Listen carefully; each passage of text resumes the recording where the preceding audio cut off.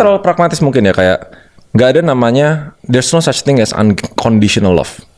Misalnya kayak Bunda Teresa pun, pas dia ngelakuin hal yang baik gitu, oh dia melakukan hal baik karena dia suka dan dia happy. Kalau misalnya dia nggak happy sama diri sendiri ya, nggak fit ego, ini bahasa ego ya, dia nggak happy dengan aktivitas dia ngebantu orang lain, mungkin nggak dia tetap ngebantu orang lain.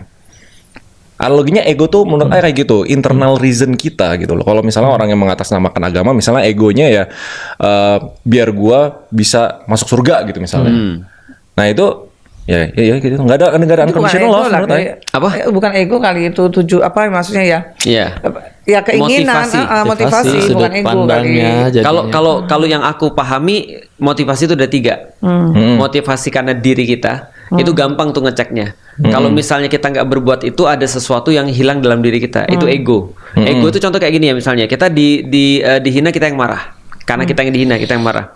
Tapi kalau menurutku ya, kalau misalnya contoh kayak istri kita dihina atau ibu kita dihina, kita marah, itu bukan ego lagi sebenarnya. Tapi sudah mulai sayang. Nah, jadi kita berbuat sesuatu motivasinya karena ada orang yang kita cintai ini.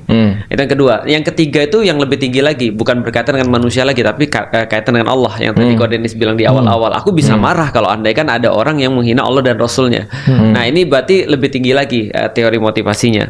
Nah itu berarti ego tuh menurutku itu energi tapi rendah menurutku, karena dia berkaitan cuma diri kita sendiri. Gitu. Balik lagi kan motivasi. Sedangkan kasa manusia paling tinggi itu yang paling banyak manfaat. Penting nggak motivasinya?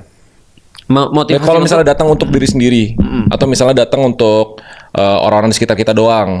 Jadi nggak, tanda kutip, pure, nggak tulus gitu. Misalnya kita mau ngebantu orang.